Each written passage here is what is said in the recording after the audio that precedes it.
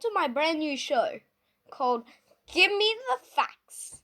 It's about this thing like I search up something that's got different personalities like scary, funny, weird, gaming, and facts that you didn't know about your console. So let's start off with the first one. Nickelodeon removes Red Mist, Squidward from SpongeBob. I've seen like half of the Red Mist. I've seen half of the official show, the official episode, but it gets creepy. I do not like it. So let's just start off with the facts. Sorry guys, I just smashed it on the thing. Not for any reason. Let's just watch it. 2 months ago, the episode SpongeBob and Randomland started gaining popularity everywhere online.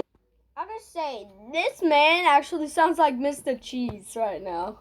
Not because of the actual story itself, but instead thanks to an incredible reference nobody expected. What happens is that these two guys are surrounded by doors everywhere, and behind each one of them is some kind of horrifying sight. In the third and final door, Squidward came face to face with himself from another universe. The Red Mist universe! Yeah, this referenced one of the most well-known creepypastas of all time, giving us a canonical version of a face that really doesn't let you sleep at night. Despite being such a small aspect to the episode, it was a major highlight because you really don't expect this to happen. I mean, it's a creepypasta. Sadly, the fun couldn't last forever because it seems like Nickelodeon censors have gotten a bit stricter. As of very recently, they completely removed any sign of Red Mist Squidward from US airings, and instead, they replaced it with something you're not gonna like.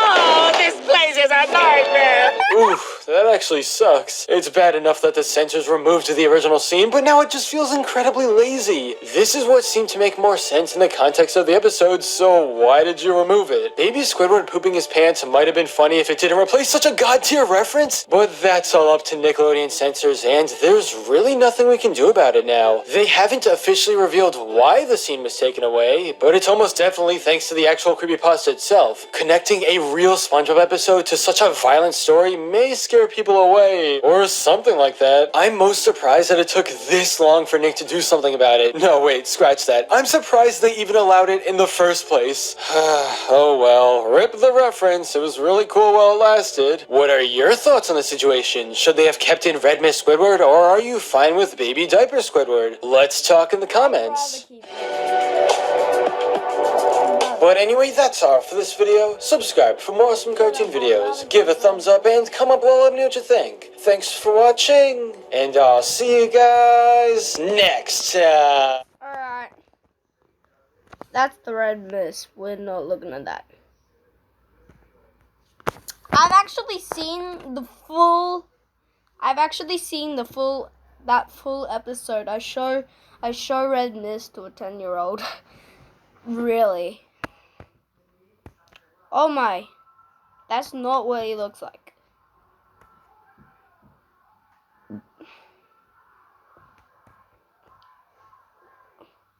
That's weird.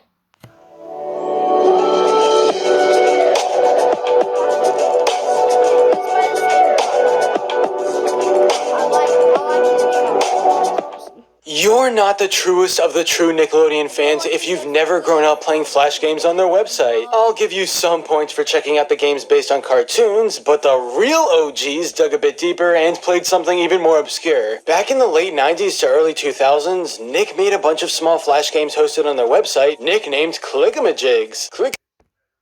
So basically, if you're that person that's made this video and you're watching my video right now, don't report it. I love listening to your facts. I love your Red Mist episode where I like the episode when they changed in Random Land. They changed like the Red Mist into the baby diaper thing.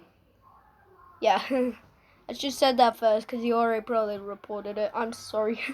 I'm sorry. I'm showing this to all my viewers. I just want them to see all the facts that you've got because they're good. I hear you asking. And the answer for that weird category is given through the actual gameplay. In all of these games, the main focus is just to click. You don't need to do anything fancy like save a princess in a castle or go on an adventure capturing creatures and battling everyone. Instead, these Nickelodeon clickamajigs were incredibly simple, and most of them were a fun time, but not always. There's way too many to go over each and every single one, so we'll be checking out a select few, and you'll get a better idea of just how these things worked. Let's start off with Camp Counselor Kenny in 40 Winks at Camp Crackers. Like all the other games in this category, it's really easy to play. For this one, there are a few miscellaneous items sitting on the shelf above Kenny, and you click them for things to happen.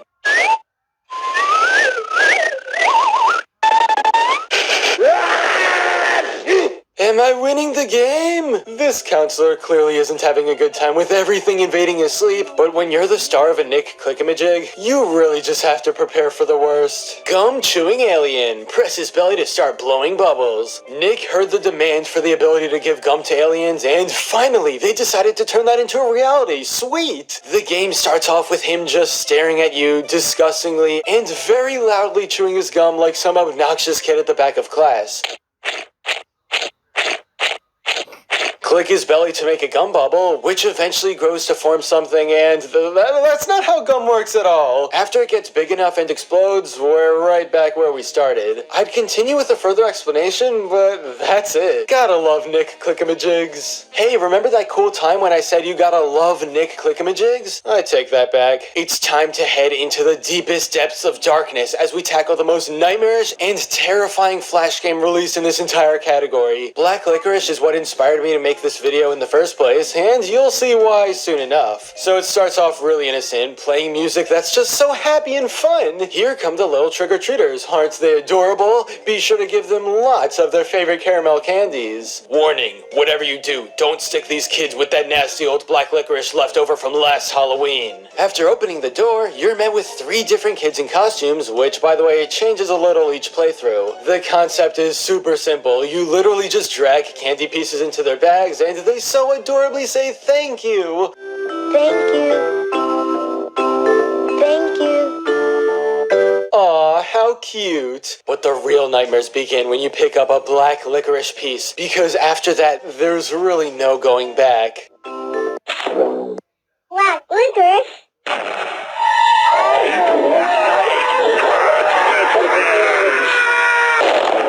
I need therapy now. There's a special devil animation created for each and every kid that appears in the game, and I think the one that's always scared me most was the baby. Black licorice.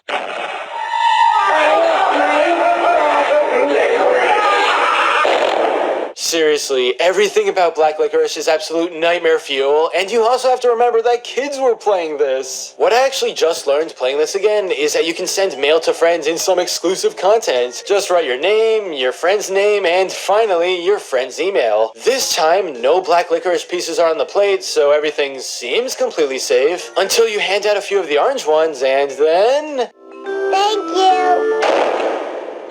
Oh yeah, I almost forgot.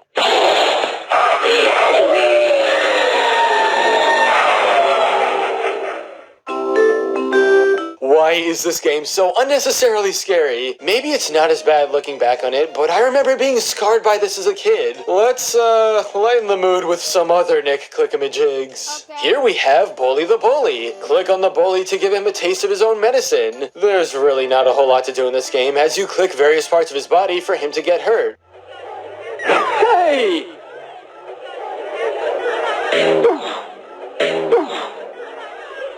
Whoa!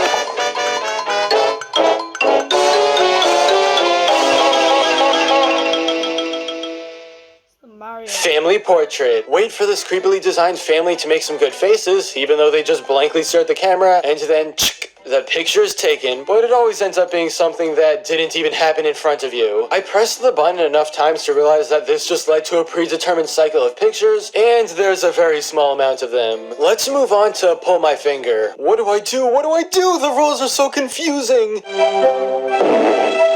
Oh, well, that's a Nick Clickamajig if I've ever seen one. I can admit that. There's a game called Spin the Bottle where all these nightmare designed relatable teens alternate between staring at you and then the bottle. What happens with this dog to make him so dirty? Why does a blonde girl keep looking to the left? These questions will never be answered, so let's just spin the bottle and see what happens.